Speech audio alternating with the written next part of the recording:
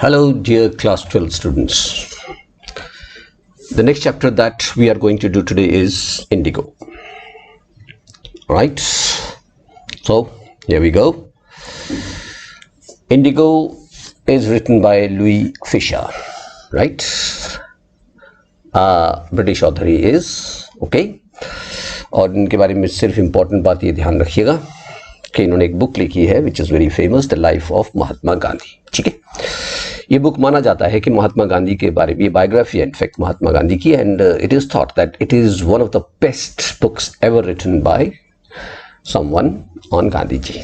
ठीक है, तो सबसे पहले ये समझिए कि इंडिगो क्या होता है. इंडिगो को हिंदी में हम बोलते हैं नील. राइट, कपड़ों में लगता है और इसका इंडस्ट्रियल यूज भी बहुत होता है. ठीक है, ये जो हम कलरिंग करते हैं कपड़ों को, उनके बेस के तौर पर यूज होता है. कोई ज़माना था जब इंडिगो का एक प्लांट हुआ करता था. राइट, और उसको ग्रो करना काफ़ी एक्सपेंसिव था और इसीलिए उसमें से जो नील निकाला जाता था वो भी बहुत एक्सपेंसिव हुआ करता था. ठीक है, लेकिन आजकल इंडिगो की खेती होती नहीं. ओके, क्योंकि अब सिंथेटिक इंडिगो बनता है, केमिकल से इंडिगो बनता है जो बहुत सस्ता होता है. Is it clear? So before I start the lesson, I would like you to learn, remember an year that is 1917. ठीक है, ये जो कहानी है ये 1916 में शुरू होती है. ठीक है, और 1917 सारे साल चलती है. तो 1917 is the most important year in this chapter. Is it clear? ठीक है, और 1917 में इनफैक्ट हुआ था चंपारण एपिसोड. चंपारण की कहानी है ये. चंपारण में क्या क्या हुआ. ठीक है, the role played by Gandhi ji. Okay, Gandhi ji की जिंदगी में 1917 भी बहुत इंपॉर्टेंट था. ठीक है, क्योंकि 1917 से पहले गांधी जी को बहुत कम लोग जानते थे इंडिया में, मे बी 5%. वो एजुकेटेड लोग थे. एजुकेटेड लोग इंडिया में बहुत कम थे, कॉमन आदमी नहीं जानते थे. लेकिन 1917 इस एपिसोड के बाद इंडिया के ऑलमोस्ट सारे लोग, अमीर गरीब, पढ़े लिखे अनपढ़, पीजेंट्स, वर्कर्स, सब जान गए इन्हें. ठीक है, कैसे जान गए, क्या किया उन्होंने, लेट्स स्टार्ट. ऑलराइट, तो लुई फिशर शुरू में क्या कहते हैं कि जब मैंने विजिट किया गांधी जी को 1942 में मुलाकात हुई मेरी एक बार. ठीक है, उनके आश्रम में, सेवाग्राम में, सेंट्रल इंडिया में. तो उन्होंने बड़े मूड में थे तो बोले, भाई I will tell you how it happened that I decided to urge the departure of the British. It was in 1917. तो आज भाई लुई फिशर जी, आज मैं आपको बताता हूँ कि कौन सा साल था जब मैंने डिसाइड किया कि ब्रिटिशर्स को भगाना है, ब्रिटिश को भगाना है इंडिया से बाहर. वो साल था 1917. ठीक है बेटा, तो कैसे कहानी शुरू होती है देखो. He had gone to the December 1916 annual convention of Indian National Congress Party in Lucknow. ठीक है, 1916 में एनुअल कन्वेंशन में गए वो इंडियन नेशनल कांग्रेस पार्टी के, और बहुत सारे डेलीगेट्स थे. 2301 डेलीगेट्स थे वहां पर और कई विजिटर्स भी थे. ठीक है, तो गांधी जी ने याद किया, in fact during the proceedings Gandhi recounted मतलब रिमेंबर्ड कि मेरे पास एक पीजेंट आया. ठीक है, मेरे पास आया looking like any other peasant in India. ठीक है, जैसे पीजेंट्स उस टाइम पर बहुत बहुत बहुत बेचारे एक्सप्लॉइटेड थे वहाँ पर. तो इंडिया का जैसे कोई टिपिकल पीजेंट्स हुआ करते थे वैसे था वो. बहुत गरीब था, पुअर था, इमेसिएटेड था. इमेसिएटेड मतलब वेरी वेरी वीक, स्केलेटॉनिक था करीब. ठीक है, और उसने सीधा मुझे इंट्रोडक्शन दिया अपना और बोला कि मैं राजकुमार शुक्ला हूँ और चंपारण से आया हूँ. ठीक है, और मैं चाहता हूँ कि आप मेरी डिस्ट्रिक्ट पे आएँ. तो गांधी ने कभी सुना नहीं था इस जगह को. क्यों, 1917 जो था वो ये उनमें कुछ ही साल हुए थे गांधी जी को इंडिया में आए हुए. ठीक है, इसलिए इंडिया के बारे में ज़्यादा नॉलेज थी नहीं. पहले साउथ अफ्रीका में रहते थे, वो प्रैक्टिस करते थे वहाँ पर. खैर, वो कहता है कि मैं बता देता हूँ कि हिमालयाज के फुट हिल्स में है ये और किंगडम ऑफ नेपाल के पास है. एक्चुअली मैं आपको अपनी तरफ से बता दूं कि Champaran is in Bihar. Right, and it is located on the border of Nepal. ठीक है, अच्छा, चंपारण में क्या था कि एक बहुत पुरानी अरेंजमेंट था. ठीक है, यानी एग्रीमेंट था वहाँ के ब्रिटिश लैंडलॉर्ड्स और पीजेंट्स के बीच में. ठीक है, क्या कि उस अरेंजमेंट के अकॉर्डिंग चंपारण के जो पीजेंट्स थे, जो किसान थे, वो शेयर क्रॉपर्स थे. ठीक है, शेयर क्रॉपर्स का मतलब होता है कि लैंडलेस लोग जो हैं वो जो दूसरे के लैंड पर काम करते हैं और क्रॉप को शेयर कर लेते हैं. ठीक है, उसमें से कुछ परसेंटेज रख लेते हैं काम करने के एवज में, बाकी जिसका लैंड होता है भैया वो रख लेता है. ठीक है, तो राजकुमार शुक्ला जो था वो भी शेयर क्रॉपर था. इलिटरेट था बट रिजोल्यूट था. वो रिजोल्यूट मतलब डिटरमाइंड था, बहुत डिटरमाइंड था, पक्का इरादा था उसका. क्यों था रिजोल्यूट, ये अभी मैं आपको बताऊंगा, ध्यान रखिएगा. ठीक है, तो he had come to the Congress session to complain about the injustice of the landlord system in Bihar and somebody had probably said speak to Gandhi ji. ठीक है, तो उन्होंने पता चला कि इंडियन नेशनल कांग्रेस का भैया कोई सेमिनार सा चल रहा है और वहां पर बड़े बड़े नेता होंगे इंडिया के, तो वो प्रॉब्लम लेके आया था अपना कि वहां पर लैंडलॉर्ड सिस्टम में बिहार में इनजस्टिस कितना जबरदस्त है। किसी ने बोला भाई हमारे नेताजी बहुत बड़े हैं गांधी जी, उनसे मिल लो। ठीक है, अब गांधी जी से उसने बोला कि चलो चंपारण चलो प्लीज मेरी हेल्प करने। तो गांधी जी ने बोला शुक्ला से कि भाई मेरी अभी अपॉइंटमेंट है। ठीक है, कहाँ? खैरनपुर में। ये खैरनपुर जो है ये मिसप्रोनाउंस किया है, इंग्लिश राइटर है तो कानपुर है ये, जो आजकल इसे कानपुर बोलते हैं। तो बोले भाई मैं खैरनपुर जाना है और उसके बाद कमिटमेंट है पहले से कई और जगह जाना है। शुक्ला ने बोला ठीक है तो गांधी जी हम पीछा नहीं छोड़ेंगे आपके, और वो खैरनपुर गए तो शुक्ला जी खैरनपुर पहुंच गए पीछे। उसके बाद जहां कहीं भी गांधी जी गए उसने फॉलो किया उनको। ठीक है, अब गांधी जी जब सारी जगह घूम घाम के अपने आश्रम में आए अहमदाबाद में, तो शुक्ला ने उनको आश्रम में भी फॉलो किया। ठीक है, कई हफ्ते हटे ही नहीं महाशय गांधी जी की साइड से। ठीक है, वहीं रहे। फिर आखिरकार उसने बोला प्लीज फिक्स कर दो एक डेट, हाँ प्लीज। तो जब उसकी शेयर क्रॉपर की टेनेसिटी, ये जो राजकुमार शुक्ला था शेयर क्रॉपर, अब उसकी डिटर्मिनेशन से इंप्रेस हो गए, वो उसकी स्टोरी से भी इंप्रेस हो गए और बोले तो ठीक है भाई ऐसा है कि मैं कलकत्ता आऊँगा सच इन सच डेट। एक परफेक्ट डेट दी उन्होंने कि कलकत्ता में उस डेट में आऊँगा मैं। ठीक है, आना, मुझसे मिलना, और उसके बाद जहाँ तुम चाहोगे वहाँ चल पड़ूंगा। ठीक है, अब शायद गांधी जी ने सोचा कि भाई वो तो कहाँ मिलेगा, भूल भाल जाएगा। कई महीने बीत गए, एक्चुअली अप्रैल की डेट दी थी गांधी जी ने उसको। ठीक है, अप्रैल 1917। ओके, अब जब गांधी जी कलकत्ता पहुंचे तो देखा शुक्ला जी बैठे हुए थे वहीं पर। ठीक है, जहां उन्होंने अपॉइंटेड स्पॉट जहां कहा था उन्होंने, रेलवे स्टेशन पे बैठा रहा होगा कलकत्ता में। ठीक है, तो पहले तो वेट किया कि गांधी जी अपना काम खत्म कर ले, फ्री हो जाएं। अब उसके बाद गांधी जी ने अपने आप को हवाले कर दिया शुक्ला जी के, चलो भाई। और उसके बाद याद रखना बेटा उन दिनों लॉन्ग डिस्टेंस ट्रेन नहीं हुआ करती थी, तो डायरेक्ट कलकत्ता से चंपारण की कोई ट्रेन भी नहीं थी। तो ये दोनों के दोनों जो थे उन्होंने ट्रेन पकड़ी और पहले पहुंचे पटना में। ठीक है, अब जो पटना जो बिहार में है, आपको पता ही कैपिटल है, तो वहां से कनेक्टिंग ट्रेन जो है वो शायद अगले दिन थी, तो नाइट स्टे करना था। There Shukla led him to the house of a lawyer named Rajendra Prasad. ठीक है, वहां से शुक्ला जी जो थे वो उनको डॉक्टर राजेंद्र प्रसाद के घर ले गए। ठीक है, who became the president of Congress party, जो बाद में प्रेसिडेंट बने कांग्रेस पार्टी के भी, और पहले प्रेसिडेंट थे वो इंडिया के, आपको पता ही होगा। ठीक है, अब डॉक्टर राजेंद्र प्रसाद पढ़े लिखे थे, कांग्रेस में भी थे, तो जानते होंगे गांधी जी को वो तो।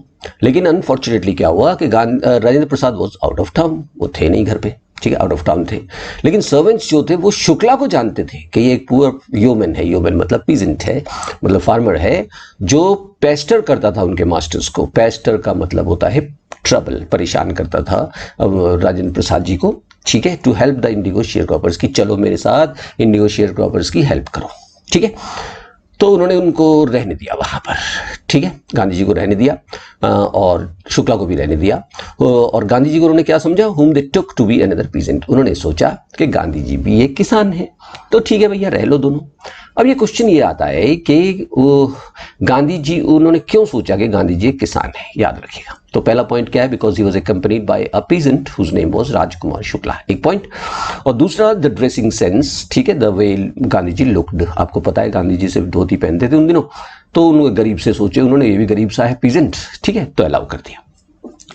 But Gandhi was not permitted to draw water from the well lest some drops of the bucket pollute the entire source। ठीक है, लेकिन उन्होंने बोला गांधी जी की कास्ट उन्हें पता नहीं थी, उन्होंने सोचा कि अनटचेबल हुए, लो कास्ट है, तो बोले भैया हमारे कुएं से पानी मत निकालिए। डॉक्टर राजेंद्र प्रसाद तो पंडित जी थे, शुक्ला भी पंडित जी था, तो शुक्ला जी निकालेंगे पानी, आप नहीं निकालेंगे। ठीक है, so how did they know that he was not an untouchable, उन्हें क्या पता कि वो अनटचेबल है या नहीं है। ठीक है, वैसे गांधी जी वॉज अ वैश्य, याद रखना, लेकिन फिर उन्होंने अनटचेबल, उन्होंने ये क्यों लगा कि अनटचेबल है, क्योंकि गांधी जी ने उनको अपनी कास्ट नहीं बताई। गांधी जी कभी कास्ट सिस्टम पे बिलीव नहीं करते थे और अपनी कास्ट किसी को नहीं बताया। कोई पूछता था आपकी कास्ट क्या है, तो भाई हम तो इंसान है, इंसानियत है हमारी कास्ट। तो जब उन्होंने नहीं बताई तो उन्होंने सोचा कि हो सकता है ये अनटचेबल हो। ठीक है, चलिए वहां रुके और गांधी जी ने डिसाइड किया कि सबसे पहले हम मुजफ्फरपुर जाएंगे। ठीक है, जो चंपारण के रास्ते में पड़ता है, वहां पर हम लोग कंप्लीट इंफॉर्मेशन लेंगे चंपारण के हालात का। ठीक है, कंडीशंस कैसी हैं जो शुक्ला दे सकता था।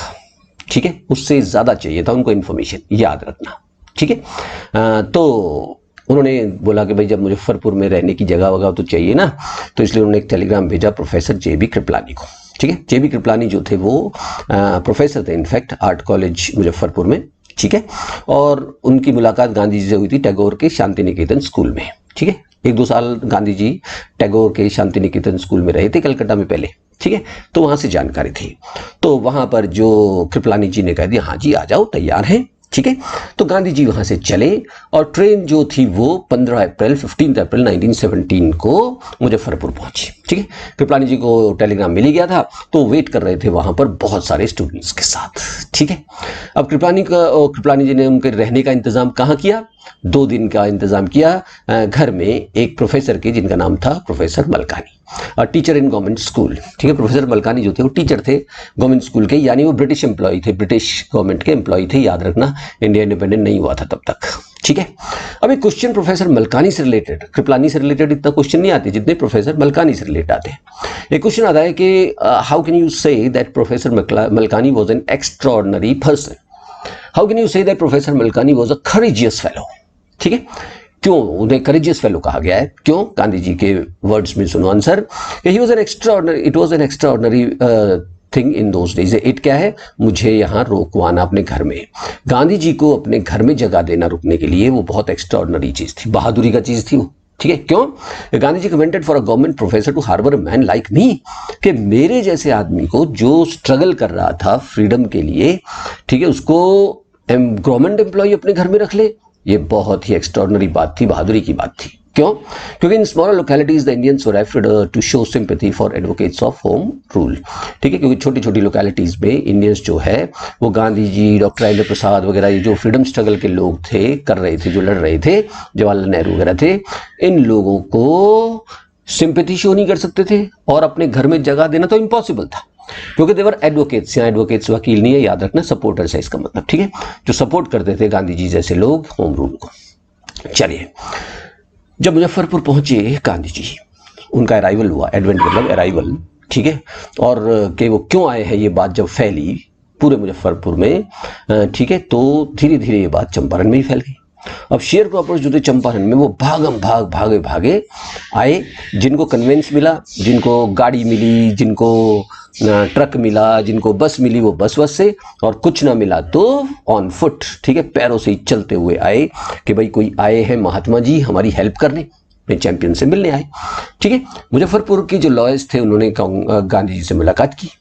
ठीक है, उन्होंने कहा कि जी हम पीजेंट ग्रुप्स को रिप्रेजेंट करते हैं, केस चल रहा है, इन्होंने केस कर रखा है किनके खिलाफ? ब्रिटिश लैंडलॉर्ड्स के खिलाफ, और हम उन्हें रिप्रेजेंट करते हैं। गांधी जी ने पूछा अच्छा जी कितनी फीस लेते हो? तो they told him about their cases and reported the size of their fee. ठीक है, उन्होंने बोला जी हम इतनी फीस लेते हैं, फीस वाज वेरी हाई। ठीक है, अब इंडियन लॉयर्स और बहुत फी चार्ज कर रहे थे गरीब पीजेंट से। तो जब उन्होंने फीस बताई तो गांधी जी ने बहुत गुस्सा हुए और ही चाइडेड द लॉयर, चाइडेड मतलब स्कोल्डेड, उन्होंने डांटा उन लॉयर्स को कि इतनी ह्यूज फीस लेते हो अपने लोगों से, इतने गरीब लोगों से, शेयर क्रॉपर्स से। बोले देखो मेरी बात सुनो कि मैं यहां पर इस कंक्लूजन पे पहुंचा हूं कि हम लोगों को लॉ कोर्ट्स में जाना बंद कर देना चाहिए। ठीक है, ऐसे ऐसे केसेस को कोर्ट्स में जाना तो कोई फायदा ही नहीं होगा, तुम जीत ही नहीं सकते। क्यों? क्योंकि जो पीजेंट्स हैं वो इतने क्रश हो चुके हैं, इतने डरपोक हैं इनफैक्ट, कि लॉ कोर्ट में उनका कोई भला होने वाला है नहीं। क्यों? क्योंकि जब वो इतने लॉ कोर्ट में वैसे भी ब्रिटिश जजेस वगैरह होते हैं जिनसे वो डरते हैं, कुछ कह ही नहीं पाते अपनी बात। तो जब कोई जिसने केस कर रखा है वो खुद अपनी बात कोर्ट में नहीं कह सकता, तो लॉ कोर्ट्स तो यूजलेस है। तो रियल रिलीफ क्या है? एक चीज जो हमने पहले करनी है वो ये है कि we should make them free from fear, इनके मन से डर निकालना है। ठीक है, चलिए अब यहां डिस्कस होता है कि आखिर प्रॉब्लम थी क्या चंपारण में। वहां का जितना भी एरेबल मतलब एग्रीकल्चरल और फर्टाइल लैंड जितना भी था चंपारण डिस्ट्रिक्ट में, वो बहुत बड़ी बड़ी एस्टेट्स में डिवाइड हो रहा था। ठीक है, वो एस्टेट्स जो थे वो इंग्लिशमैन ओन करते थे, यानी ब्रिटिश लैंडलॉर्ड्स थे, और काम करते थे इंडियन टैलेंट्स। ठीक है, और इंडियन पीजेंट्स जो थे वो काम करते थे। ठीक है, अच्छा, उसमें वो लोग उनको फोर्स करते थे इंडिगो उगाने की, जो एक कमर्शियल क्रॉप था। कमर्शियल क्रॉप वो होता है जो पैसे के लिए उगाया जाता है, जो एकदम से मार्केट में बहुत महंगा बिक भी जाता है। ठीक है, और पैसे कमाते हैं इससे। तो ये जो लैंडलॉर्ड्स अपनी जमीन पे जो हैं, ठीक है, उनसे कहते थे इंडिगो उगाओ। कितने परसेंट पे? लैंडलॉर्ड्स कंपेल करते थे अपने टेनेंट्स को कि 320 तुम्हें याद नहीं रहेगा, बस ये ध्यान रखो 15%। उन्होंने बोला कि टोटल जो हम लैंड तुम्हें दे रहे हैं, ठीक है, उसका 15% पर इंडिगो होगा, ठीक है, और बाकी सारा इंडिगो का जो क्रॉप है वो हमें सरेंडर कर दो, ठीक है, यही तुम्हारा किराया है, ठीक है, ये रेंट है तुम्हारा, ठीक है। और बड़ा लॉन्ग टाइम कॉन्ट्रैक्ट था, कई सालों से यही चल रहा था। चलिए, अब यहां तक याद रखिएगा, कोई प्रॉब्लम नहीं थी। तो 15% पे इंडिगो उगाओ, बाकी भैया तुम गेहूं चावल वगैरह जो भी उगा सकते हो उगाओ, कोई प्रॉब्लम नहीं। अचानक ये प्रॉब्लम कब शुरू हुई कि लैंडलॉर्ड्स को पता चला कि जर्मनी ने सिंथेटिक इंडिगो बना लिया है, समझ गए। अब सिंथेटिक इंडिगो है तो जो नेचुरल इंडिगो था, जो इंडिगो प्लांट था, उसकी वैल्यू खत्म हो गई, याद रखना, क्योंकि वो बहुत महंगा भी था। इंडिगो जो बनता था ना नेचुरल प्लांट से, वो बहुत महंगा भी था, ठीक है। मान लो उसका कॉस्ट ऑफ प्रोडक्शन है 50 रुपये और वो 100 रुपये में बिकता था। अब क्या हुआ, जो सिंथेटिक इंडिगो, तो मान लो वो तो 20 रुपये में ही बन जाता था, उतना ही, ठीक है। तो और जबकि कॉस्ट ऑफ प्रोडक्शन जो नेचुरल इंडिगो था उसका करीब 50 रुपये रहा होगा। तो ये क्रॉप यूजलेस हो गया बेटा, ठीक है। उन्हें पता था कि अब इंडिगो उगाने से कोई फायदा नहीं है, ठीक है। तो उन्होंने क्या किया कि एक और एग्रीमेंट तैयार करवाए, ठीक है, शेयर क्रॉपर से। बोले कि ऐसा है कि अब तुम इंडिगो मत उगाया करो, हम रिलीज कर रहे हैं तुम्हें, ठीक है, 15% अरेंजमेंट से, ठीक है। तो तुम हमें कैश दिया करो, कैश, कम से कम कैश रेंट दिया करो। अब वो कैश इतना तो होगा ही बेटा, जितने में 15% इंडिगो जो था वो जाया करता था, ठीक है। अब शेयर क्रॉपर अरेंजमेंट जो था, वो पीजेंट्स जो थे वो बहुत परेशान थे इससे। वो सोचते थे कि ये 15% का ही बीज देते हैं हमें इंडिगो के, और अगर हमें अलाउ करेंगे कुछ भी, कितना भी उगाओ, कुछ भी उगाओ, तो हम इंडिगो और ज्यादा उगाएंगे और हम बहुत पैसा अर्न कर सकते हैं, ठीक है। उन्हें नहीं पता था कि सिंथेटिक इंडिगो का इन्वेंशन हो चुका है, याद रखिएगा, ठीक है। तो कईयों ने साइन कर दिए विलिंगली, बोले कि ठीक है भैया, ऐसा ही है कि हम कैश में दे देंगे पैसा, ठीक है। अब लेकिन सारे पीजेंट्स तो बेवकूफ थे नहीं, तो कुछ लोगों ने जो है वो, कुछ ने तो रेजिस्ट किया कि हम नहीं साइन कर रहे, ठीक है।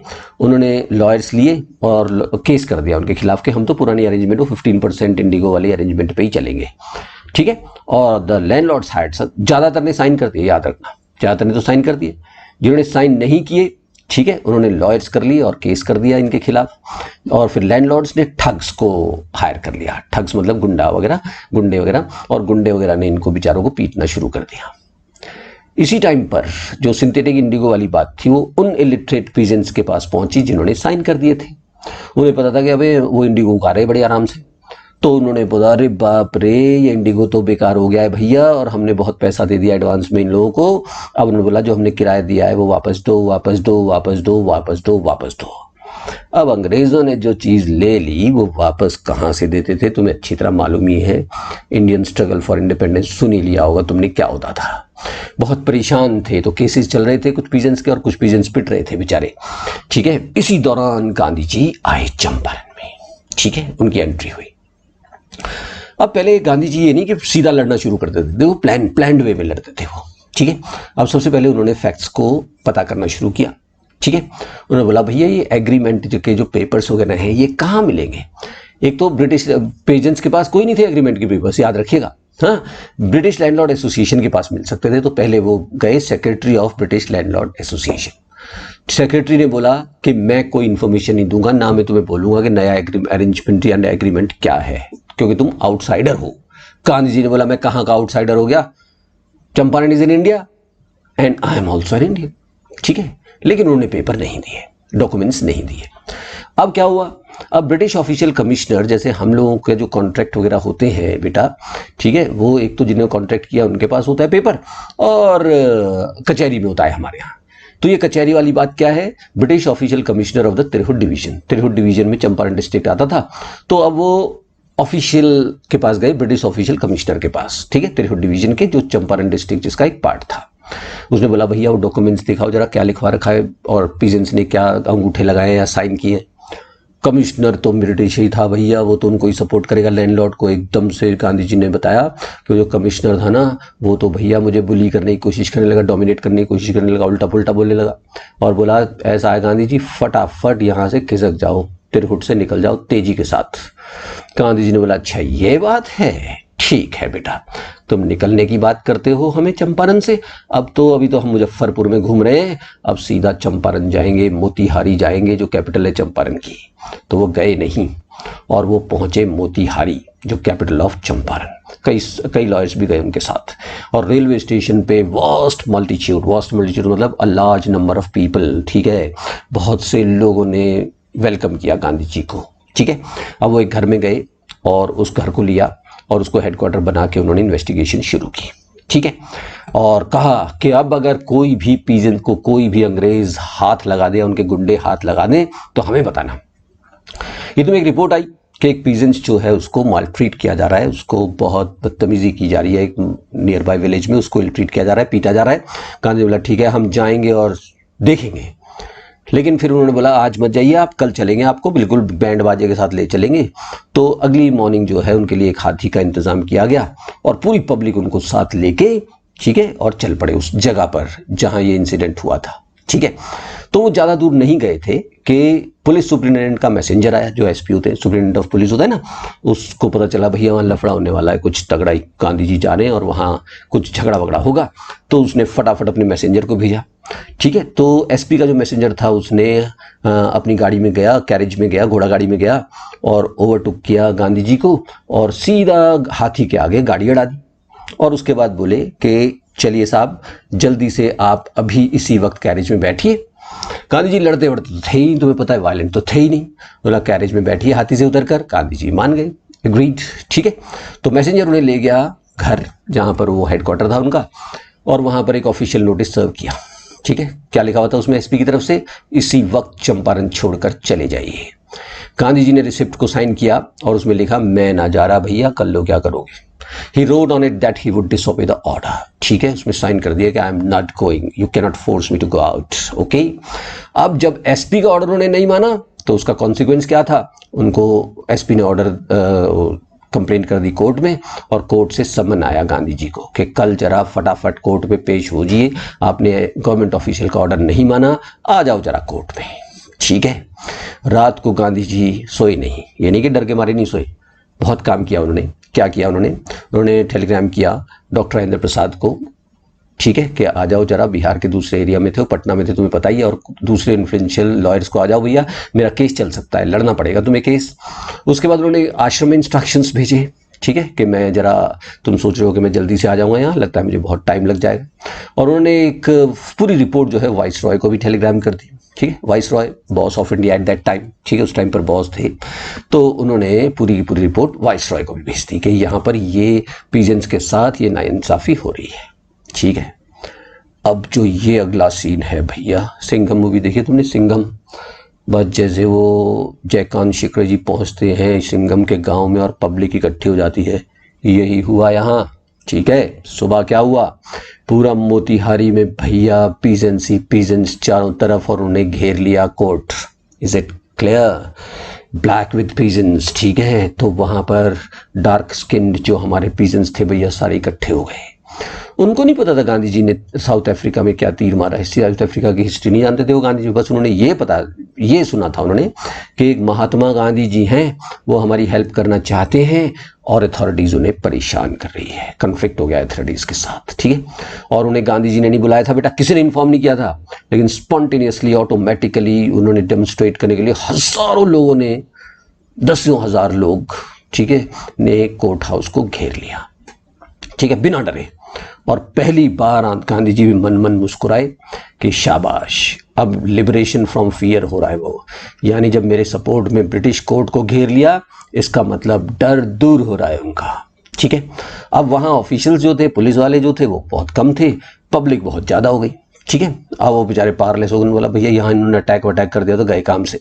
तो गांधी जी से बोला Gandhi ji please help us, cooperate करो।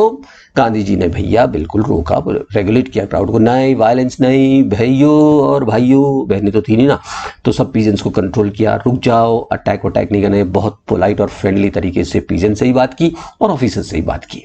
लेकिन वो उन्हें एक साफ प्रूफ दे रहे थे। क्या प्रूफ दे रहे थे कि देयर माइट मतलब पावर, कि ये जो तुम्हारी पावर है ना, हिदर टू का मतलब होता है टिल देन। ठीक है, उस वक्त तक जो उनकी पावर थी जिससे पीजेंट्स ड्रेड करते थे यानी डरते थे, और जिसको क्वेश्चन नहीं कर पाते थे, अब पीजेंट्स, वही पीजेंट्स अब उनकी पावर को चैलेंज करने के लिए तैयार हैं। ठीक है, गवर्नमेंट कंफ्यूज हो गई। ठीक है, क्यों? क्योंकि कहीं इनको जेल वेल का सजा दे दी भैया, और पब्लिक जो है वो पुलिस वालों को भी पीटेगी, लॉयर्स को भी पीटेगी, और जज साहब भी गए काम से। जो गवर्नमेंट लॉयर था यानी पब्लिक प्रोसिक्यूटर, उसने रिक्वेस्ट किया जज से, सर अच्छा है पोस्टपोन कर दो ट्रायल जब तक ये पब्लिक ना भाग जाए यहाँ से, ठीक है, और सुपीरियर से कंसल्ट भी कर लेते हैं। तो लेकिन गांधी जी तो अब बहुत एंकरेज हो गए थे, उन्होंने प्रोटेस्ट किया, केस चलाओ ना चलाओ, क्यों डिले कर रहे हो भाई? और उन्होंने बोला कि केस है क्या, मैं आई एम प्लीडिंग गिल्टी।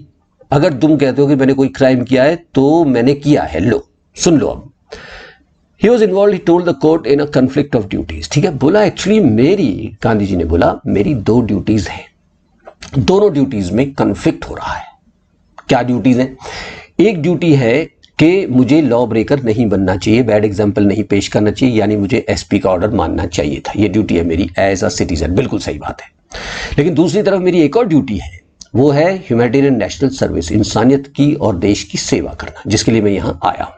ठीक है, अब मैंने कौन सी ड्यूटी, अगर मैं एक ड्यूटी निभाता हूं, यानी अगर मैं लॉ ब्रेकर नहीं बनता हूं, एसपी का ऑर्डर मानता हूं, तो नेशनल सर्विस नहीं होती, और अगर मैंने नेशनल सर्विस करनी है तो मुझे लॉ ब्रेकर बनना पड़ेगा। ठीक है, एक ही तो है, तो कन्फ्लिक्ट ऑफ ड्यूटी याद रखना, समझ लेना। ठीक है, तो वो बोले कि मैंने ऑर्डर को नहीं माना एसपी के, इसलिए नहीं कि मैं अथॉरिटी की, लॉफुल अथॉरिटी की इज्जत नहीं करता, बल्कि इसलिए कि इंसान के अंदर एक चीज होती है वॉइस ऑफ कॉन्शियस। ठीक है, आत्मा, मेरी आत्मा की आवाज कह रही है कि मेरी नेशनल सर्विस वाली ड्यूटी ज्यादा इंपॉर्टेंट है, एज अ सिटीजन इतनी इंपॉर्टेंट नहीं है। और अगर तुम सोचते हो कि नेशनल सर्विस करना गुनाह है तो पेनल्टी दो, यानी पनिशमेंट है यहाँ, पेनल्टी का मतलब दो सजा। अब मजिस्ट्रेट ने देखा पब्लिक बहुत है, उसने सोचा वही 1-2 घंटे में जरा टल जाएंगे ये, तो बोले कि ऐसा है कि 2 घंटे की रिसेस देता हूँ, गांधी जी अपनी जमानत करा लो, जमानत में तुम्हें पता ही है पैसे वैसे भी देने पड़ते हैं। ठीक है, और 120 मिनट बाद यानी 2 घंटे बाद मैं आपको डिसीजन दूंगा। गांधी जी ने बोला बिल्कुल ना करवाऊं भैया, बेल नहीं करूंगा। तो जज बोला भैया तो 2 घंटे घूम फिर लो भैया, चाय वाय पी लो, फिर देखें। उन्होंने सोचा था कि 2 घंटे में पब्लिक भाग जाएगी, ऐसा हुआ नहीं। जब कोर्ट दोबारा रिकन्वीन हुआ बेटा, तो जज ने बोला, देखा कि पब्लिक तो शायद और बढ़ गई होगी कम होने की बजाय। ठीक है, उसने बोला ना भैया हम जजमेंट नहीं दे सकते, और तब तक उसने पोस्टपोन कर दिया जजमेंट को, सेंडाई मतलब अनिश्चित काल के लिए पोस्टपोन कर दिया। तो गांधी जी ने बोला तो पोस्टपोन तो कर दिया, मेरा क्या, अरे आप घूमो ना लिबर्टी, तब तक केस का डिसीजन नहीं आता, आप घूमिए फिरिए, यू आर फ्री। ठीक है, इसी टाइम पर डॉक्टर राजेंद्र प्रसाद, ब्रिज किशोर बापू, मौलाना मजरुल हक वगैरह जो बड़े बड़े लॉयर्स थे बेटा, वो आ गए बिहार के अलग अलग पार्ट से। ठीक है, दे डिस्कस्ड विद गांधी जी, उन्होंने डिस्कशन किया, क्या के गांधी जी बोला चलो अब के तो बच गए, पोस्टपोन हो गया ट्रायल, लेकिन एक बात बताओ कि अगर वहां केस चला और मुझे प्रिजन में जाना पड़ा, टेस्ट ले रहे थे उनका, तो तुम क्या करोगे? व्हाट वुड दे डू, क्या करोगे? तो सीनियर लॉयर यानी डॉक्टर राजेंद्र प्रसाद बोले, अरे हम आपको एडवाइस करने आए, आपकी हेल्प करने आए, अगर आप ही जेल चले जाओगे तो किसको एडवाइस करेंगे, घर जाएंगे अपने वापस। गांधी जी फिर गुस्सा हुए, अच्छा घर चले जाओगे यानी मेरी हेल्प करने आए हो यहां? नहीं, इनजस्टिस जो हो रहा है शेयर क्रॉपर्स का, उनका क्या, गांधी जी ने डिमांड किया, ठीक है मुझे तुम्हारी हेल्प नहीं चाहिए, मैं चाहता हूं तुम इस लड़ाई में मेरा साथ दो। ठीक है, जो इनजस्टिस हो रहा है, अन्याय हो रहा है, इनके लिए इस लड़ाई में साथ दो। लॉयर्स अलग कमरे में गए, वो डिस्कस करते हैं। गांधी जी ने अपनी एक किताब में लिखा है, इनफैक्ट इसकी समरी अप शॉर्ट मतलब समरी ऑफ द कंसल्टेशन, और वहां जाके उन्होंने डिस्कस किया। वही ऐसा है अपने आप में कि गांधी आए हैं गुजरात से, टोटली बिहार में स्ट्रेंजर है वो, उसके बावजूद इन पीजेंट्स के लिए जो बिहार में रहने वाले हैं उनके लिए जेल में जाने के लिए तैयार बैठे हैं। एक तो इतने अच्छे गांधी जी हैं, एक हम हैं, हम जो ना सिर्फ बिहारी हैं, बिहार के रेजिडेंट हैं, आसपास के डिस्ट्रिक्ट्स के हैं, बल्कि वो भी हैं हम जो इन पीजेंट्स के लिए लड़ रहे हैं, क्लेम करते हैं कि हम कोर्ट में इनका केस लड़ रहे हैं। अगर हम घर चले गए तो बहुत ही बेइज्जती वाली बात होगी, ये शेमफुल डिजर्शन होगा कि गांधी जी को अकेला आइसोलेशन छोड़ना जो है बहुत शर्मनाक होगा। गांधी जी के पास गए और बोले, ठीक है सर, अगर आपको जेल में डाला हम भी जेल में जाएंगे आपके साथ, बस गांधी जी बोले ठीक है, अगर तुम भी मेरे साथ हो तो हम चंपारण की बैटल को जीत गए समझो, ठीक है। तो जेल भरो आंदोलन की तैयारी होने लगी। उन्होंने एक पीस ऑफ पेपर लिया और उनको ग्रुप्स में डिवाइड कर दिया, ठीक है, और बोले कि तुम यहाँ पर जैसे ही मैं जेल में जाऊं तो अलग अलग जगह स्प्रेड होके अपने आप को अरेस्ट करा लेना, ठीक है। बता दिया कौन कहाँ है, जैसे चंपारण बुलंदशहर की तरह है, 2 जने भैया काली नदी पे अरेस्ट हो जाना, 2 जने भूट चौराहे पे हो जाना, 2 जने कालेआम पे हो जाना, ऐसे उन्होंने डिसाइड किया। लेकिन बेटा इसकी ज़रूरत पड़ी नहीं। क्यों नहीं पड़ी? काफ़ी दिनों बाद गांधी जी को एक कम्युनिकेशन मिला मजिस्ट्रेट से, ठीक है, एक लेटर मिला, और उसने कहा कि भाई लेफ्टिनेंट गवर्नर जो है प्रोविंस के, उन्होंने ऑर्डर किया है कि गांधी जी के खिलाफ जो एसपी को ऑर्डर ना मानने वाला केस चल रहा था उसे ड्रॉप कर दिया गया है। यानी गांधी जी ने ऑर्डर नहीं माना था ना अंग्रेज़ों का, उसके बावजूद क्या उन्हें जेल हुई? नहीं। क्यों नहीं हुई? पीपल्स पावर की वजह से, लोगों की पावर जो दिखा दी थी उन्होंने, ठीक है, उसकी वजह से। पहली बार ऐसा हुआ इंडिया में कि सिविल डिसोबीडियंस हैड ट्रायम्फ्ड, ठीक है, जीत गए गांधी जी पहली बार मॉडर्न इंडिया में। और सिविल डिसोबीडियंस जो था वो जीत गया पहली बार मॉडर्न इंडिया में, ठीक है। अब जब ऐसा हुआ तो गांधी और लॉयर जो थे, गांधी जी और दूसरे लॉयर्स जो है वो बेटा और एनकरेज हो गए। अब उन्होंने बोला ठीक है, ये डॉक्यूमेंट तो दे नहीं रहे हमें, अब हम खुद बनाएंगे डॉक्यूमेंट्स वगैरह, ठीक है। बहुत ज़बरदस्त इंक्वायरी वगैरह हुई की उन्होंने कि फार्मर्स को क्या क्या परेशानी है, और उसके बाद उन्होंने उनकी डिपोजिशंस लिया, ठीक है। डिपोजिशन का मतलब गवाहियाँ लिया, स्टेटमेंट्स लिया 10,000 पीजेंट्स का, ठीक है, उनको लिखा गया, नोट्स बनाए, डॉक्यूमेंट बनाए अच्छी तरह से, ठीक है। और पूरे एरिया में भैया बहुत एक्शन हुआ उन दिनों, ठीक है। क्यों? क्योंकि इन्वेस्टिगेटर्स अपना काम कर रहे थे और लैंडलॉर्ड्स भी प्रोटेस्ट कर रहे थे, बहुत ही स्ट्रॉन्ग वेहमेंट, मतलब स्ट्रॉन्ग प्रोटेस्ट कर रहे थे। किन के खिलाफ? ब्रिटिश गवर्नमेंट के खिलाफ, कि गांधी को अरेस्ट नहीं करते, ये हमें परेशान कर रहे, फिर भी गांधी को अरेस्ट नहीं करते। आखिरकार जब ज़्यादा हंगामा हुआ बेटा, जून में गांधी को सर एडवर्ड गेट ने बुलाया, GAIT स्पेलिंग याद रखना, जो लेफ्टिनेंट गवर्नर थे वहां पर, ठीक है। इनका नाम थोड़ा लर्न कर लोगे तो कुछ क्वेश्चंस में काम आ जाएगा, ठीक है। बोले भाई गांधी जी क्या हंगामा हो रहा है, आप मुझसे बात कीजिए ना, मैं आपकी प्रॉब्लम सॉल्व करने की कोशिश करूंगा, ठीक है। गांधी जी ने बोला कि कहीं ये वही वाला काम ना कर दे भैया, मैं मिलने जाऊं और अरेस्ट कर ले। तो जाने से पहले ही मेट लीडिंग एसोसिएट्स, अपने लॉयर्स वगैरह से मिले, अपने दोस्तों से मिले, ठीक है, और प्लान किया कि अगर मैं ना आऊं, अगर मैं अरेस्ट हो जाऊं तो सिविल डिसोबीडियंस मूवमेंट रहना चाहिए, जारी रहना चाहिए। अब मैं तुम्हें यहां ये और बता दूं कि सिविल डिसोबीडियंस मूवमेंट क्या होता है, ठीक है। सिविल का मतलब यहां है इन अ सिविलाइज्ड वे, यानी non violent. Non violent, disobey करो लेकिन नॉन वायलेंट तरीके से, ठीक है। नॉन वायलेंस रहा था ना अभी तक, कोई लड़ाई झगड़ा नहीं हुआ, मारकाट नहीं हुई थी, उसके बावजूद गांधी जी को सजा नहीं हुई थी ना, हाँ। तो ये सिविल डिसोबीडियंस तब तक चलती रहनी चाहिए जब तक प्रीजेंट्स को अपना हक ना मिले। खैर गांधी जी वहां पहुंचे, 4 बड़े लंबे लंबे उनकी कन्वर्सेशन हुई, इंटरव्यू हुआ, प्रोट्रैक्टेड मतलब लेंथी इंटरव्यूज लेफ्टिनेंट गवर्नर के साथ। आखिरकार लेफ्टिनेंट गवर्नर बोले कि मैं एक ऑफिशियल कमीशन ऑफ इंक्वायरी बना रहा हूं, ठीक। इंक्वायरी कमीशन बनाया उन्होंने, और उसमें कौन कौन रिप्रेजेंटेटिव्स थे, ठीक है। उसमें इंडिगो शेयर क्रॉपर्स की सिचुएशन को डिस्कस करने के लिए कमीशन में लैंडलॉर्ड्स के रिप्रेजेंटेटिव्स थे, गवर्नमेंट ऑफिशियल्स थे, और गांधी रिप्रेजेंटेटिव थे पीजेंट्स के। तो ऐसे एक इंक्वायरी कमीशन बनाया गया, ठीक है। गांधी जी जो थे वो चंपारण में रहे शुरुआत में करीब 7 महीने, और उसके बाद भी वो बहुत ज़बरदस्त तरीके से आते जाते रहे काफ़ी छोटी छोटी विजिट्स के लिए, ठीक है। अच्छा, अब जो विजिट वो कैजुअली ऐसे ही आ गए थे राजकुमार शुक्ला के पास। उसने request, entry to the request पर, एक अनएजुकेटेड पीजेंट्स की रिक्वेस्ट पे आ गए थे, और सोचा था कि कुछ ही दिन में इसकी प्रॉब्लम सॉल्व करके आ जाऊंगा, लेकिन ऐसा हुआ नहीं। और चंपारण एपिसोड ने उनका 1 साल ले लिया पूरा का पूरा, ठीक है। आखिरकार हुआ क्या? ऑफिशियल इंक्वायरी कमीशन, अब तो उन्होंने डॉक्यूमेंट बना दिए 10,000 पीजेंट्स के इंटरव्यू लेके। तो इतना एविडेंस तैयार कर रखा था गांधी जी ने प्लांटर्स के खिलाफ, ये बिग प्लांटर्स ब्रिटिश लैंडलॉर्ड्स हैं, ठीक है, खिलाफ, कि उनके रिप्रेजेंटेटिव ने दबेगा जब देखा, अबे तेरेगा यार, इन्होंने तो बहुत सारे वो ले रखे हैं, प्रूफ ले रखे हैं हमारे खिलाफ, ठीक है। तो बोले ठीक है, हम पैसा जो लिया था पीजेंट से उसको रिफंड करने को तैयार है। लेकिन उन्होंने एक अजीब सा क्वेश्चन पूछा, बोले कितना वापस दें, कितना पे करें आपको? मान लो 100 रुपये पर पीजेंट लिया है तो कितना पे वापस करें? वैसे ही अजीब सा क्वेश्चन है ना, जब भैया जितने पैसे लिए सारे वापस करो। उन्होंने सोचा कि गांधी जी बोलेंगे पूरा फुल मनी वो करो, रिपेमेंट करो, जो उन्होंने इलीगली और चालाकी के साथ एक्सटॉर्ट कर लिया था शॉपकीपर्स और शेयर क्रॉपर्स से।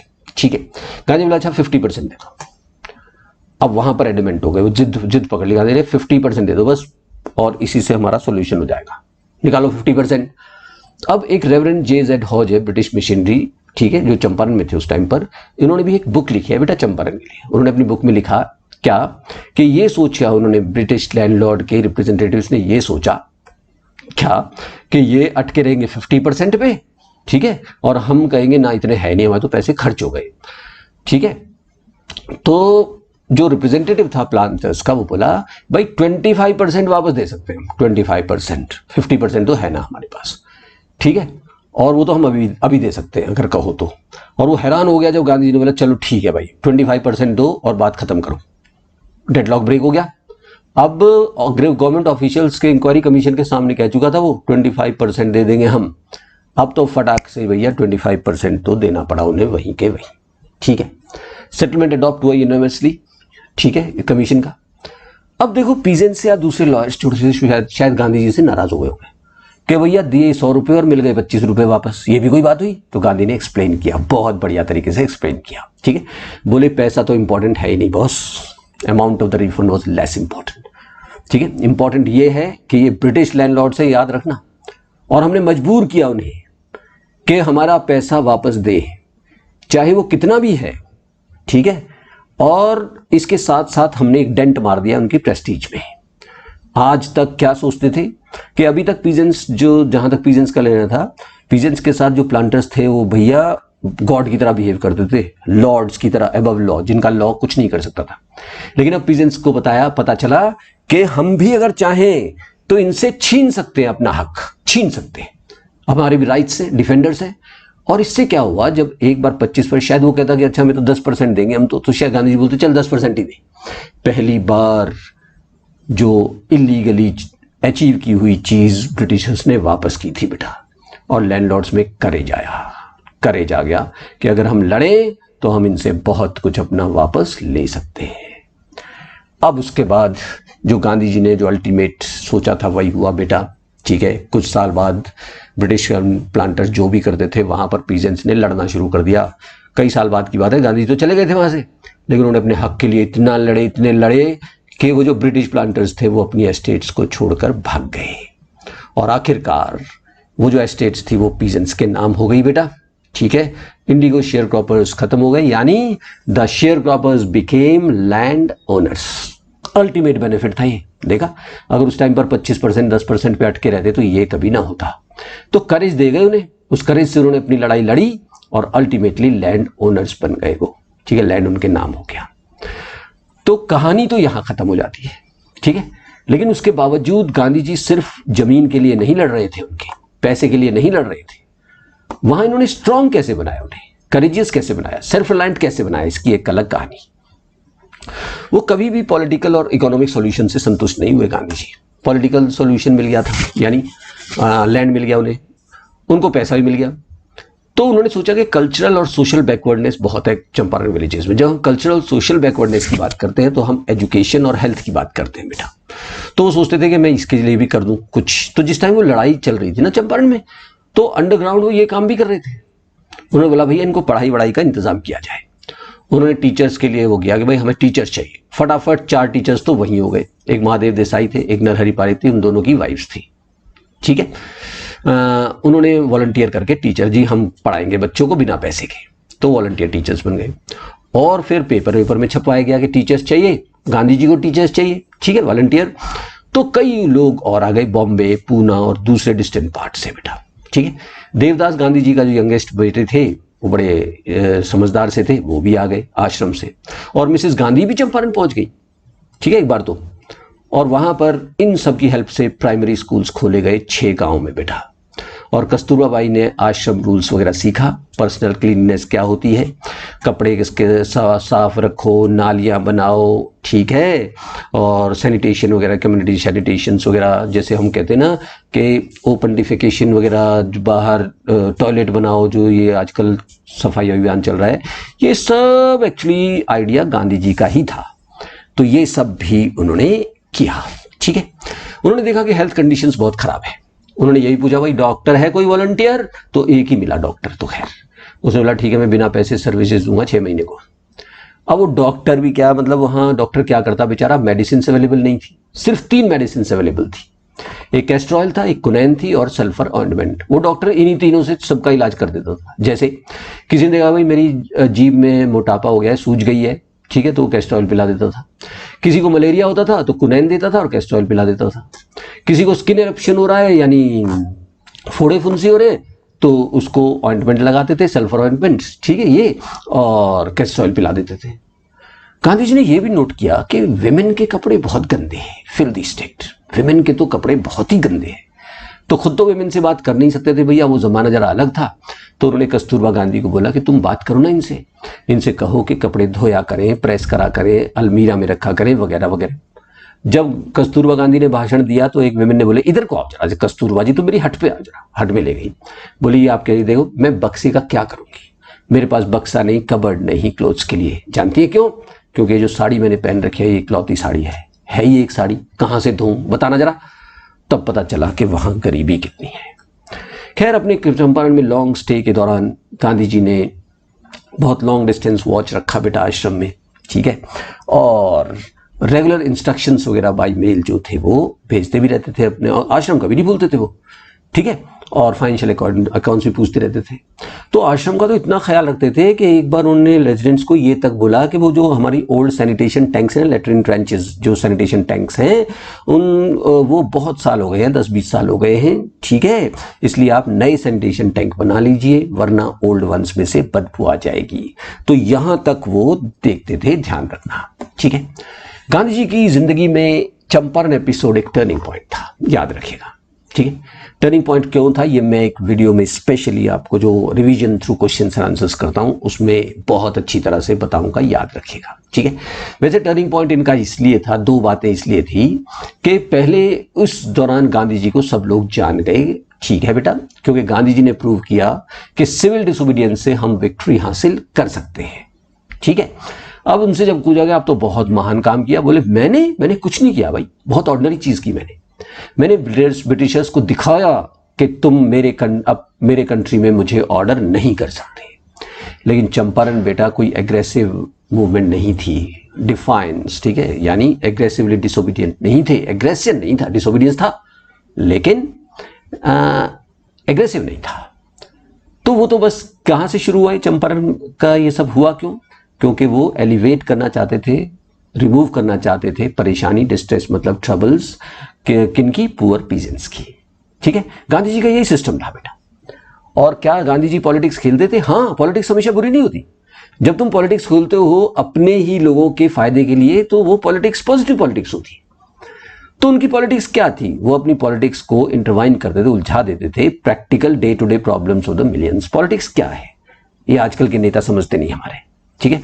अगर तुम प्रॉब्लम सॉल्व करोगे अपने एरिया के मिलियंस ऑफ लोगों की तो कभी हारोगे घबरा नहीं, ठीक है। गंदे लोगों को तुम डिफीट कर सकते हो। तो वो एब्स्ट्रैक्शंस को लॉयल्टी नहीं थी उनकी। आजकल के नेता हैं वो एब्स्ट्रैक्ट होते हैं, दे हैव नो आइडिया कि हमारी, दे हैव नो प्लानिंग्स, ठीक है। लेकिन वो कहते थे कि ह्यूमन बीइंग से लॉयल रहो तो पॉलिटिक्स में भी तुम हमेशा कामयाब रहोगे, ठीक है। खैर गांधी जी जो भी कुछ करते थे बेटा वो अंडरग्राउंड पॉलिटिक्स खेल क्या रहे थे जानते हो? वो पीजेंट्स वगैरह को और गरीबों को स्ट्रांग बना रहे थे, करेजियस बना रहे थे। और करेजियस बना के ब्रिटिशर्स ने सोचा ये तो चंपारण में पीजेंट्स को हेल्प करने आए हैं। पीजेंट्स ने भी सोचा ये तो हमें सिर्फ हेल्प करने आए हैं, लेकिन उन्होंने उन्हें सेल्फ रिलायंट बना दिया, स्ट्रांग बना दिया। और आखिरकार उन्होंने बहुत सारे न्यू फ्री इंडियंस वाले भावना वाले लोग पैदा किए जो अपने पैरों पर खड़े हों, और उन्होंने उसे यूज किया गांधी जी ने। ये थी पॉलिटिक्स, किस चीज में? फ्रीडम स्ट्रगल में, ठीक है। पीजेंट्स और वर्कर्स का बहुत जबरदस्त योगदान रहा जो गांधी जी के पीछे लग गए और इनको फ्रीडम स्ट्रगल में उन्होंने यूज किया। ये थी गांधी की पॉलिटिक्स, ठीक है। खैर अब आखिरी चीज है कि उन्होंने एक लेसन सिखाया सेल्फ रिलायंट का, किनको? लॉयर्स को भी सिखाया। तो ये एपिसोड लॉयर्स से रिलेटेड है। क्या हुआ कि चंपारण में जब इलेक्शन चल रहा था बेटा, तो एक चार्ल्स फ्रियर एंड्रयूज नाम के एक इंग्लिश पैसिफिस्ट थे। पैसिफिस्ट होता है one who believes in peace, जो शांति में विश्वास रखता हो, ठीक है। वो गांधी से इतने इंप्रेस हुए कि उनको फॉलोअर बन गए, वो डिवोटेड, ठीक है। अब क्या हुआ कि वो गांधी जी को बाय बाय करने आए, ठीक है, बिड फेयरवेल कि बाय। क्यों? क्योंकि शायद अंग्रेजों को पता चल गया था कि चार्ल्स फ्रियर एंड्रयूज जो है वो गांधी जी के दीवाने हो गए और हेल्प भी करते होंगे शायद, तो उनको फिजी आइलैंड्स भेज दिया ड्यूटी पे, ठीक है। तो वो बाय बाय करने आए, अच्छा जी मेरा ट्रांसफर हो गया, मैं फिजी आइलैंड्स चला जाऊं। गांधी जी के लॉयर्स फ्रेंड्स जो थे, डॉक्टर राजेंद्र प्रसाद वगैरह, बोले अरे एंड्रयूज जी क्यों जाते हो तुम, यही रहो चंपारण में, छोड़ो नौकरी वोकरी, मत जाओ फिजी और हेल्प कर दो, हेल्प किया करो हमारी। एंड्रयूज ने कहा ठीक है मैं रुकूंगा यहाँ अगर गांधी जी एग्री करेंगे तो, लेकिन गांधी जी वो स्ट्रांगली अपोज्ड, बोला क्या नहीं जाओ तुम, कोई प्रॉब्लम नहीं। उन्होंने बोला, लॉयर्स को समझाया कि तुम क्या सोच रहे हो कि ब्रिटिश बहुत बहादुर हैं और हम बहुत कमजोर हैं, अनइक्वल फाइट है, ठीक है इस वक्त, ठीक है क्या, लेकिन क्या इस लड़ाई में मदद मिलेगा अगर हम अंग्रेजों की हेल्प लेना शुरू कर दें? एक इंग्लिशमैन आ जाएगा, लोग कहेंगे कि हिंदुस्तानियों में दम नहीं था, अंग्रेजों की हेल्प ली उन्होंने। इससे पता चलता है कि तुम अभी फ्रीडम स्ट्रगल के लिए तैयार नहीं हो, कमजोर हो, दिल से कमजोर हो, ठीक है। और हमारा जो एम है वो फुल ऑफ जस्टिस है, ठीक है, हम जस्टिस के लिए लड़ रहे हैं और अपने ऊपर रिलाई करो, अपने ऊपर भरोसा रखो, तभी बैटल जीतेंगे। तो इनको इंस्ट्रूमेंट की तरह यूज मत करो मिस्टर एंड्रयूज को, क्योंकि वो इंग्लिशमैन है। और इससे डॉक्टर राजेंद्र प्रसाद ने क्या कहा बाद में, अरे वाह, उन्होंने हमारा माइंड करेक्टली लिया कि हम इसको यूज करना चाहते हैं फ्री एंड्रयूज को हमने, लेकिन तब उन्होंने बोला कि सेल्फ रिलायंट बनो भैया तुम भी। कोई जवाब नहीं था। तो गांधी जी ने इस तरीके से हमें सेल्फ रिलायंस तो समझते होगे, आत्मनिर्भरता का पाठ पढ़ाया। तो ये जो कहानी आई बेटा सारे में कनेक्टेड था। इसमें क्या है देखिए, सीधा कि शुरुआत हुई help to the sharecropper से हुई, उसके बाद उन्होंने सबको सेल्फ रिलायंस बनाया, तैयार किया लड़ाई के लिए, और अल्टीमेटली उसका रिजल्ट हुआ इंडियन इंडिपेंडेंस। सब लिंक्ड थे एक दूसरे से, याद रखिएगा, ठीक है। तो ये 4 क्वेश्चन है जो काफी ज्यादा आते हैं। Y do think Gandhi consider, ये मैं इसको डिटेल में डिस्कस करूंगा एक बार और एक वीडियो में, ठीक है, जब रिवीजन करेंगे इसको ध्यान से देख लेना, विद पॉइंट्स बताऊंगा मैं इसको, ठीक है। तो why do think Gandhi consider Champaran episode to be a turning point in his life, ठीक है। टर्निंग पॉइंट क्यों था? तो टर्निंग पॉइंट ये था क्योंकि पहली बार Gandhi ji had been able not only to get some percentage of money for the peasants, right, which the Britishers had taken illegally, but also it was instrumental in giving them their land, ठीक है, जो उन्होंने ले लिया था land, ठीक है। और यहीं पर गांधी जी बहुत फेमस हो गए। उन्होंने साबित किया था कि फ्रीडम स्ट्रगल के लिए वायलेंस जरूरी नहीं है, ठीक है। गांधी जी को सब लोग जान गए बेटा, इसलिए टर्निंग पॉइंट था उनकी लाइफ में। How was Gandhi able to influence lawyers, give instances. Gandhi ji के ऊपर कैसे इन्फ्लुएंस किया उन्होंने? 3 इंसिडेंट से कोई भी 2 लिख लेना, ठीक है। पहले मुजफ्फरपुर में जब पूछा कि कितनी फीस लेते हो और वो बहुत ज्यादा फीस बताई, तो उन्होंने डांटा और उन्होंने कहा कि कोर्ट में केस करने से कोई फायदा नहीं है, इनको the prison should be made free from fear, ठीक है। एक चार्ल्स फ्रियर एंड्रयूज वाला भी लिख सकते हो कि चार्ल्स फ्रियर एंड्रयूज था और लॉयर्स चाहते थे कि वो वहां पर रुक जाएं, तो गांधी जी ने उन्हें डांटा कि they should be self-reliant and they should not depend upon Britishers for freedom struggle. What was the attitude of the average Indian in smaller localities towards advocate of home rules? ठीक है, छोटे मोटे शहरों में लोगों का एटीट्यूड क्या था गांधी जी जैसे सपोर्टर ऑफ होम रूल्स के खिलाफ, ठीक है। क्या कि they used to fear Britishers very much, ठीक है, and they never allowed the advocates of home rule to stay in their houses etc. ठीक है, तो डरते थे ब्रिटिशर्स से और ये भी सोचते थे कि वो ट्रीट करेंगे ब्रिटिशर्स अगर ये काम करेंगे, वो एडवोकेट्स को रेजिडेंस देंगे अपना, तो ना सिर्फ उनकी नौकरी वोकरी जाएगी अगर वो गवर्नमेंट जॉब करते हैं, बल्कि ट्रीट भी करेंगे ब्रिटिशर्स को। How do you know that ordinary people too contributed to the freedom movement, ठीक है। Answer with reference to indigo, ऐसे करके इसमें आंसर आगे आ जाएगा, ठीक है। तो इसमें बेटा पीजेंट्स का रोल आपने डिस्कस करना है ढंग से, ऑलराइट। तो इसका एक और वीडियो बनाऊंगा बाद में शॉर्ट सा, where I we will be revising this chapter through questions and answers, ठीक है। Thank you for watching, bye bye, good bye.